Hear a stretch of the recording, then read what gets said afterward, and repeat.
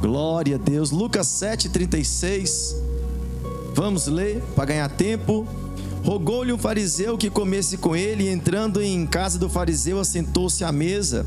E eis que uma mulher da cidade, uma pecadora, sabendo que ele estava à mesa, em casa do fariseu, levou um vaso de alabastro com unguento, e estando por detrás dos seus pés chorando, começou a regar-lhe aos pés com lágrimas, e enxugava-lhes com seus cabelos da sua cabeça, e beijava-lhe os pés, e ungi-lhes com unguento. Quando isso viu o fariseu que o tinha convidado, falava consigo dizendo: esse, se fosse profeta, bem saberia quem e qual é a mulher que lhe tocou, pois é uma pecadora. E respondendo Jesus lhe disse: Simão, uma coisa tem ele dizer. E disse, mestre, um certo credor tinha 2 devedores.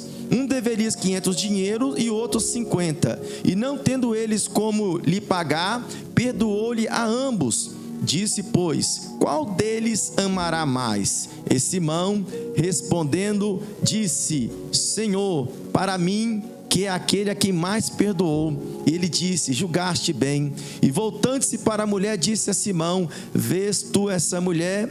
Entrei em tua casa e não me deste água para os pés, mas essa regou-lhe com os pés com lágrimas e me enxugou com seus cabelos.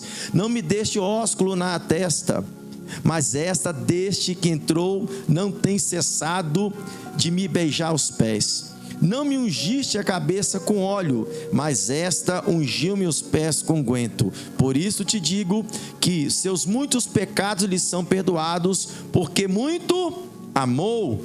Mas aquele a quem pouco é perdoado, pouco ama.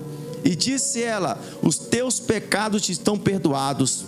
E os que estavam à mesa começaram a dizer entre si: quem é esse que até perdoa pecados? Lá no versículo 50, e disse a mulher: a tua fé te salvou, vai-te em paz. Levanta a tua mão para cá. Senhor, abençoa o teu povo, Pai, com essa palavra, e que o Senhor possa falar na nossa vida completamente, em nome de Jesus. Presta atenção, querido, que a Bíblia vai nos falar que Jesus, ele, como era uma pessoa de hospitalidade, ele não recusava alguns convites, entendendo que alguns convites que ele aceitava sempre tinham um plano de Deus.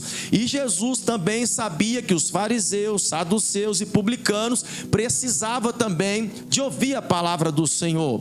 Nós entendemos aqui que Simão, por acaso, tinha um plano para levar Jesus para a sua casa.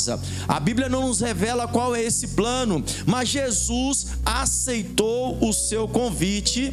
E uma coisa linda que aconteceu aqui, porque quando Jesus aceitou o convite de Simão, ele pensou: Jesus vai para minha casa, todo mundo vai saber, eu sou um fariseu, agora o meu nome vai ser falado. Mas ele não sabia que ele aprendeu mais de si mesmo do que outra pessoa. Porque quando nós estamos com Jesus, irmãos, nós aprendemos mais de nós mesmos do que qualquer outra pessoa. Você precisa entender que naquela época, Simão, ele pediu Jesus para vir para a casa dele para um banquete. Esse banquete, quando a gente começa a analisar, as casas naquela época não tinham muro, as casas daquela época eram tudo aberta. Então, o que acontecia? As pessoas ficavam vigiando e olhando quem estava na casa do outro, principalmente quando era uma pessoa de posição.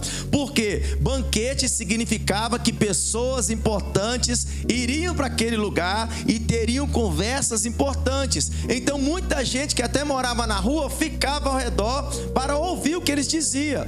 Uma vez que o local era aberto, também esses observadores tinham acesso à sala do banquete, mesmo sem ser convidado. Ou seja, a pessoa fazia um banquete, e aí tinha alguém que era o banquete. Eu não sou convidado, mas tem um banquete, eu vou lá. Entrava na casa e deixava por isso mesmo. Presta atenção que naquela época os rabinos não conversavam nem comiam com as mulheres em público. Uma mulher não podia ter o seu cabelo exposto, e muito menos uma mulher como aquela não era bem-vinda na casa de Simão. Se você entender, Simão era um fariseu, tinha à risca regras pesadas, mas mesmo assim ele convidou Jesus para a sua casa, pensando que ele teria uma autoestima maior. Sabe o que eu acho interessante aqui? Simão convidou Jesus para a casa dele. Jesus foi na casa de Simão, mas Jesus não ficou muito tempo na casa de Simão. Esse que é o problema que o texto aqui quer nos revelar, que mesmo Jesus sendo convidado a ficar na casa de Simão para um banquete, Jesus não ficou muito tempo ali. E quando a gente começa a analisar o texto, você tem que entender: se você chamar Jesus, ele vem, mas tem condições. Ele, porém, só permanece se você se comportar de modo que faça a presença dele ser importante naquele lugar. Eita glória! Presta atenção, Jesus só fica onde ele sente que a sua presença é agradável dentro da casa, querido. E eu tenho que trazer umas revelações aqui. Se Jesus, meu Deus, se você entender que Jesus, ele só vai aonde a presença dele é desejada, não adianta você usar o nome dele em vão. Quantas pessoas falam em nome de Jesus vai dar certo, mas, querido, fala de boca para fora. Você presta atenção aqui que quando Jesus vê que a presença dele no lugar não é satisfatória, ninguém quer mais ele ali, ele não vai brigar com você, ele não vai debater com você, ele não vai te obrigar a você querer ele simplesmente ele vai sair, vai para outro ambiente aonde a presença dele é desejada. Deus, querido, vê tudo e está em todos os lugares, mas ele permanece aonde a presença dele é desejada. E por isso que a presença dele é desejada nesse lugar. Por isso que a presença dele é desejada nesse lugar, aleluia. Então, querido, olha, Jesus já deixa uma lição para nós, e nós esquecemos: não fique em lugares onde o seu coração está pesado e nem a sua presença é mais desejada. Aprenda com Jesus, porque quando uma porta se fecha aqui, Deus abre outra porta para você ali. Às vezes você está num lugar terrível e fala: Senhor, eu preciso continuar aqui. Querido, vai para a oração, porque se o seu coração está pesado, Deus te mostrou a direção, você vai. Quantas pessoas estão tentando consertar parentes e famílias, principalmente no final de ano? Não, eu tenho que dar um jeito de pregar para toda a minha família, eu tenho que dar um jeito de minha família toda ser salva. Chega lá, você sai todo machucado. Você sabe que a sua presença não é desejada, é a bebida que é desejada. Você sabe que é as coisas do mundo que é desejada, mas o que você prega diante do Senhor não é desejado. Então, olha só, a partir de hoje, começa a ver os lugares aonde Deus está e começa a querer ficar nesse lugar. É porque é nesse lugar que vai ter milagre para você. Presta atenção, Lucas 7,36. E rogou-lhe um dos fariseus que comesse com ele, e entrando em sua casa, o fariseu assentou-se à mesa. E eis que uma mulher na cidade, uma pecadora, sabendo que ele estava à mesa em casa do fariseu, levou um vaso de alabastro com guento. Vou ter que tomar uma água para falar isso aqui, meu Deus do céu.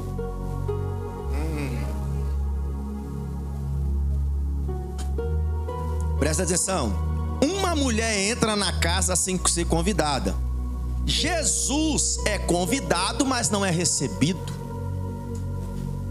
Nem todo mundo que é convidado é recebido. Mas você entende aqui no texto que o Simão, ele convida Jesus, mas não recebe Jesus da forma tradicional dos judeus. Essa mulher não é convidada, mas recebe Jesus. Quando você começa a entender aqui, querido, que o que o texto está falando é que se você convidou Jesus, você precisa também aprender a recebê-lo. E eu vou trazer uma revelação que o Senhor me falou. Tem muitas pessoas que estão sem resposta de oração. Como assim? Muita gente está sem resposta de oração. e está orando e não está tendo resposta de oração. Eu vou falar por quê. O problema está, você convida Jesus para sua casa, mas você não prepara para recebê-lo. Quando Deus me revelou aqui, eu falei: Senhor, como você fala, Senhor, vai lá na minha casa, mas quando você entra na sua casa é gritaria pura. Quando você entra na sua casa é xingamento puro.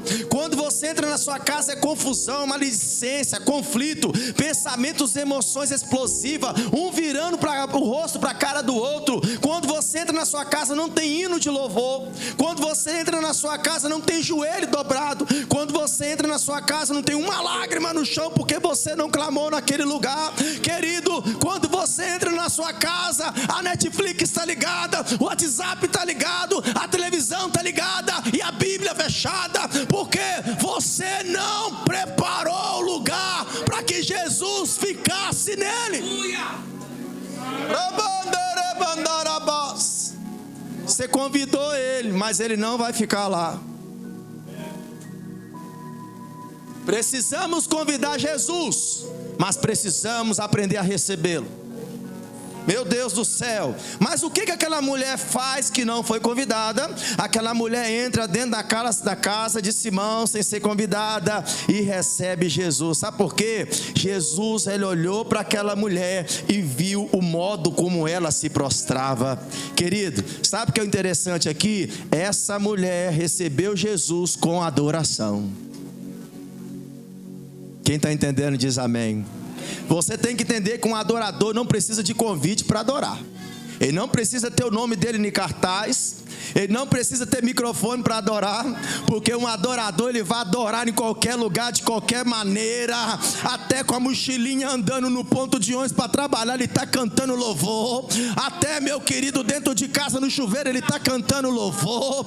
Ele está dirigindo, ele está cantando louvor. Ele está indo para a escola, ele está adorando. Querido, um adorador não precisa formalizar lugar para adorar. Onde ele estiver, ele está com o espírito de adorador. E você tem que entender que um adorador, a estrutura de um adorador é diferente de uma estrutura de um cantor, de um pregador. Tudo que tem dor no final. Presta atenção. Quem adora não coloca condições emocionais, físicas, sentimentais, nem psicológicas, nem financeira para adorar. Quem adora não está interessado no julgamento das pessoas.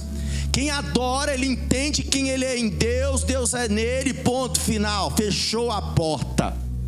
Quem adora, querida, adora na dor, adora no choro, adora na vergonha, adora na humilhação, adora na falta, adora no desprezo, adora na guerra, adora na fome, adora na tristeza, adora nas perdas, adora na diversidade na vida, até mesmo arrumando casa, lavando louça, ele está adorando, ela está adorando, aleluia. Pessoas dirigindo o veículo ali, a moto, está adorando. Pessoas indo trabalhando, está adorando. Por quê? São pessoas que entenderam que não precisa formalizar ambientes para adorar. Se Jesus está ali, eu vou adorar. Aleluia.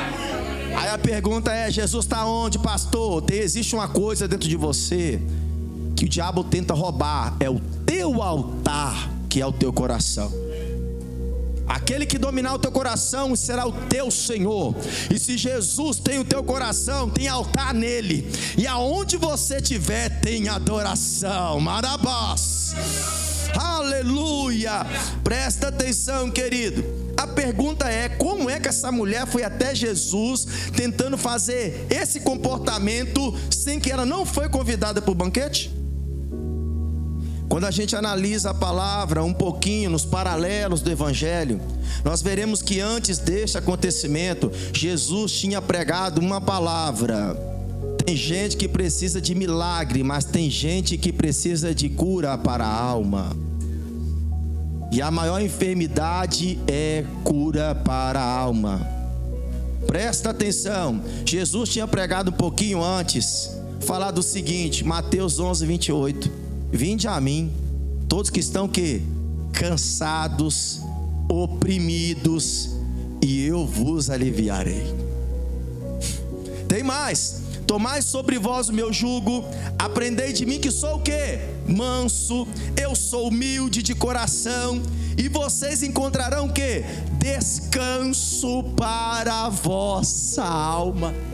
E ainda o texto diz: porque o meu jugo é suave e o meu fardo é leve. Aquela mulher entendeu essa palavra, e quando essa palavra ele colocou no coração dela, querido, as suas lágrimas, a sua atitude humilde e o seu presente indicava uma transformação interior, porque só a palavra que te cura, só a palavra que te transforma, só a palavra que abre portas, só a palavra que fecha portas, só a palavra que faz justiça, e só a palavra que entra na situação, é a palavra que entra entre a junta, medula, aonde os seus olhos físicos não vai, a palavra de Deus vai. É muito perigoso você lançar uma palavra em nome do Senhor, principalmente se você estiver numa alta vibração com o céu. Porque a palavra do Senhor tem poder. E você tem que chegar na tua casa hoje, regaçar a manga e falar: Senhor, se essa casa tinha confusão, não vai ter mais em nome de Jesus. É pelo poder da tua palavra, Pai. Se esses meninos estão dando trabalho, a partir de hoje não dá mais, em nome de Jesus. Você vai chegar no teu trabalho, regança, olha, pega assim, faz assim com a camisa e fala: Senhor, antes de eu entrar nesse trabalho, Jesus, vai tirando a confusão. É pelo poder da tua palavra que o Senhor vai entrar nesse lugar, e eu vou ter um dia de trabalho produtivo e abençoado. A pergunta é: cadê os crentes para fazer isso, irmão? Deus está querendo que você se mova. Lucas 7,38: e estando por detrás dos seus pés, chorando, começou a regar-lhe os pés com lágrimas, enxugar-lhe com os cabelos a sua cabeça, e beijar-lhe os pés, e ungir-lhe com unguento. Quando isso viu o fariseu que o tinha convidado, falava consigo dizendo: se este fora profeta, bem saberia quem era, qual é a mulher que lhe tocou, pois é pecador. Meu Deus, deixa eu tomar uma água aqui.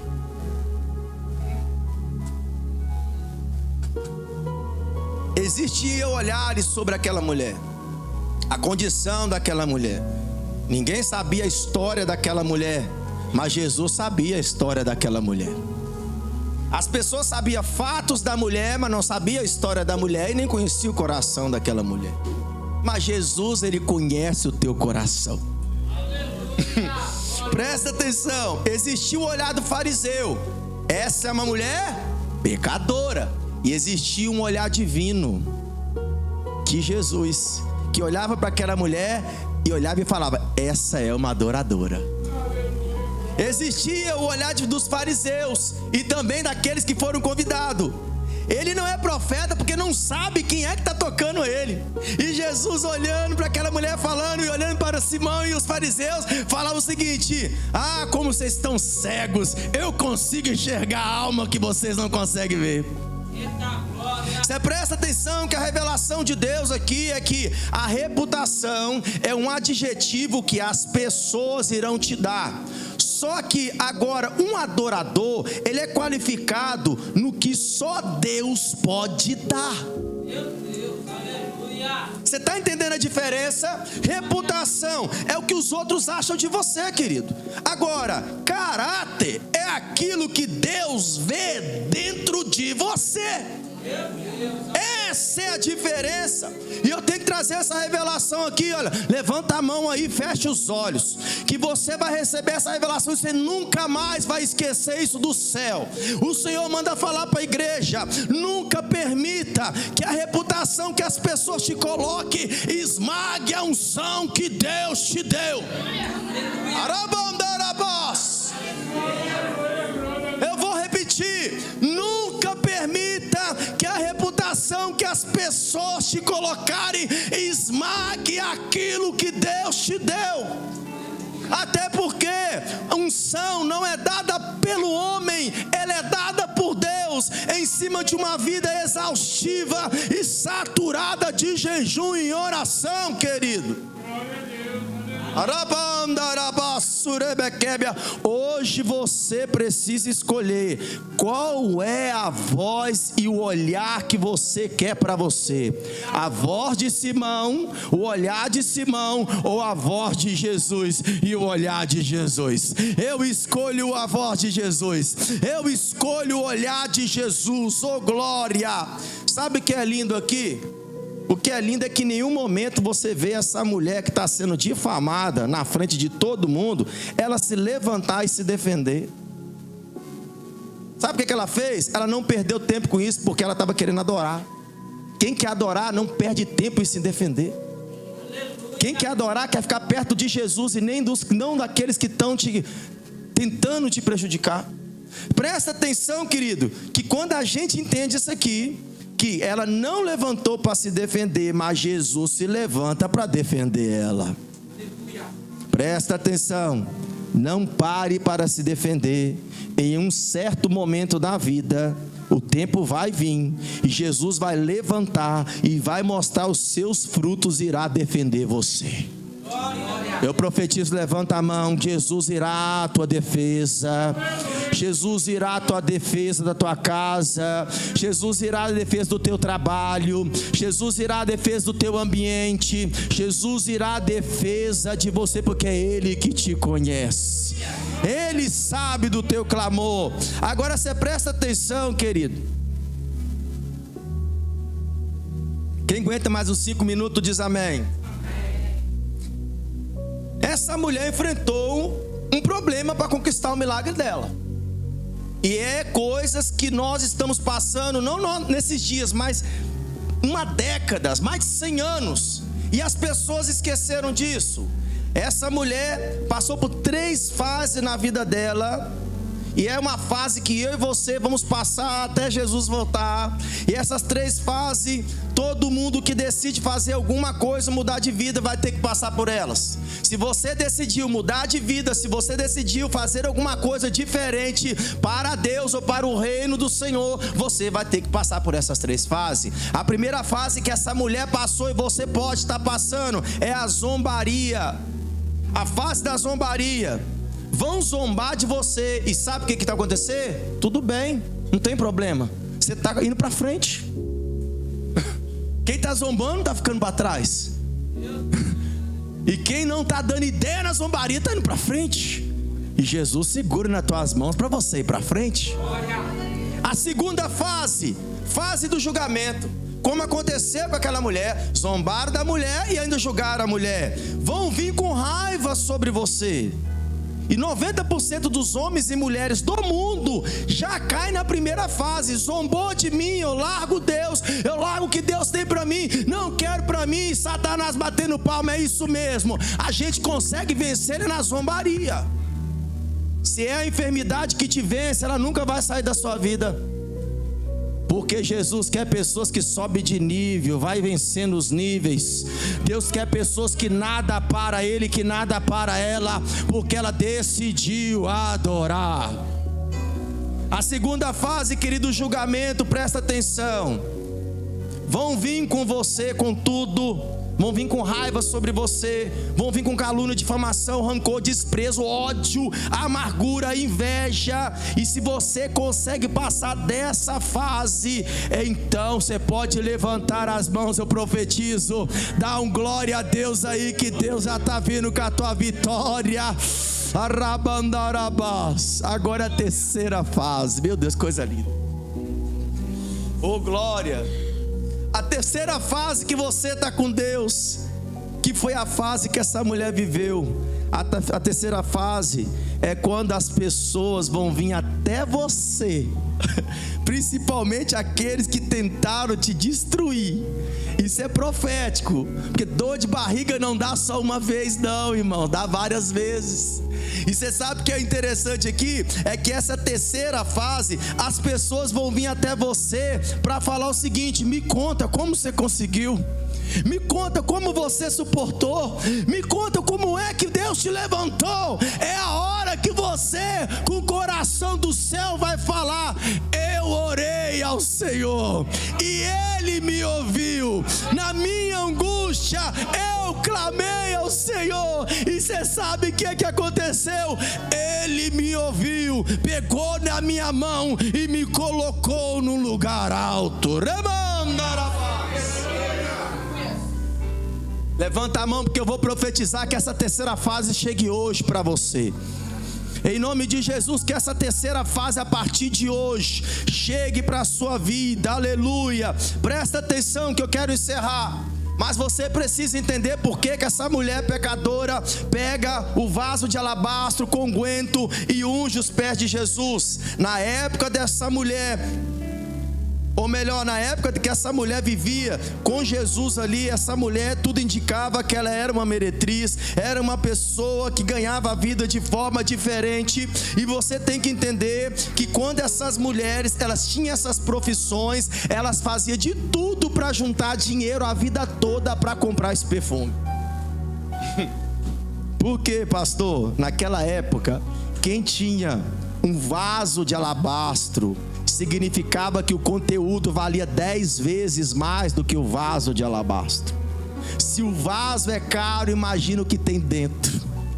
Por isso que Jesus fala que você é um vaso na mão dele. Se você é um vaso na mão de Deus, adivinha o que tem dentro de você? E você às vezes não dá valor ao Espírito de Deus. Presta atenção, querido, que aquelas mulheres que exerciam a profissão mais antiga do mundo, que ela trocava os prazeres por valor monetário, rápido, sem sentimento e sem compromisso, colocava esses perfumes em pequenos frascos.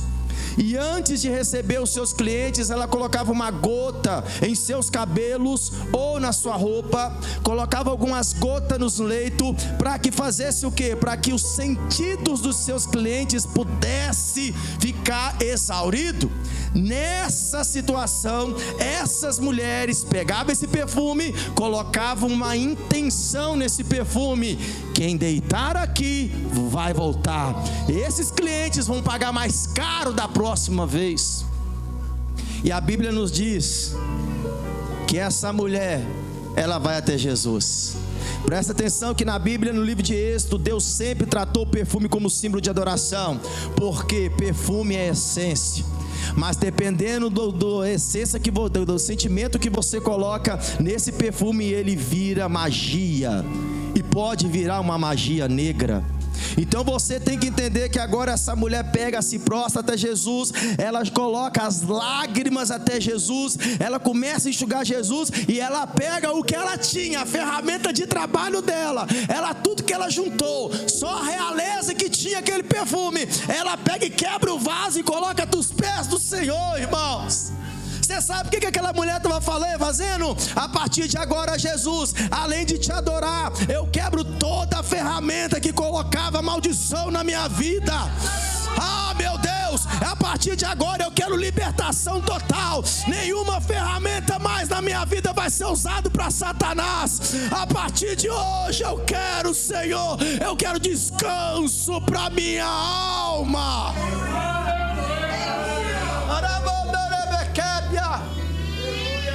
Tudo que era usado para o diabo, eu coloco nos teus pés. Meu Deus. Agora, Senhor, eu estou pronto para abandonar o meu pecado. Oh glória! Agora, Senhor, eu estou pronto para deixar o passado no passado e viver uma nova vida com o Senhor. Agora, Senhor, estou pronto só para ouvir a tua voz. Estou pronto só para ter o teu olhar. Aleluia. Aquela mulher naquele momento estava abandonando uma vida inteira de experiência para viver uma nova experiência com o Senhor. Todas as conquistas dela agora não precisava mais, porque ela queria conquistar a estima de Jesus. E Jesus chega para ela e fala: olha, mulher, perdoados estão os teus pecados. E os que estavam à mesa começaram a dizer entre si: quem é esse que até perdoa pecado? E disse a mulher: a tua fé te salvou, vai em paz. Olha que coisa linda, irmão. É isso que eu quero falar de Jesus hoje. É isso que está tirando o sono de muita gente. É isso que está fazendo a alma ficar amarga. Não é as feridas, é a falta de paz. Presta atenção. Jesus é tão sábio que ele sabia o que aquela mulher precisava. Ela não tinha paz em sua alma. Aleluia. Ela era usada para muitas coisas e por isso sentia vazia, não sem importância. Mas Jesus deu àquela mulher algo profundo: o resgate da alma. Você sabe o que é o resgate da alma? Paz com Deus e consigo mesmo. Se você conseguir ter paz com Deus e consigo mesmo, Jesus resgate a sua alma. Você sabe o que o versículo 50 diz? Na sua tradução literal, que o versículo fala: a tua fé te salvou, vai-te em paz. Mas o versículo, na sua tradução literal, quando Jesus fala para aquela mulher, ele fala o seguinte: vai-te para a paz, eu sou a paz. Fica de pé em nome de Jesus, oh glória. Talvez Satanás fez de tudo para roubar a sua paz, te deixar no estresse terrível. Talvez Satanás fez tudo para te tentar deixar para baixo. Talvez Satanás fez de tudo para falar algo contra você, para te deixar mais triste ainda. Mas assim diz o Senhor: adora-me, me busque. Coloca a mão sobre o teu coração, coloca. Eu não sei o que está aí dentro, mas Jesus sabe. O que importa é que Jesus sabe. E Ele vai vir ao teu encontro. Ele vai receber a tua adoração como cheiro suave. Ele vai ver e vai te pegar e vai te levantar. Oh glória. E Ele falará para ti: vai em paz, tenha a minha paz. A partir de hoje a tua vida muda. A partir de hoje a tua vida é diferente. Jesus está quebrando as correntes nessa noite. Jesus está quebrando os grilhões de Satanás. Jesus está te colocando você em outro patamar. É isso que Ele está fazendo com a tua vida.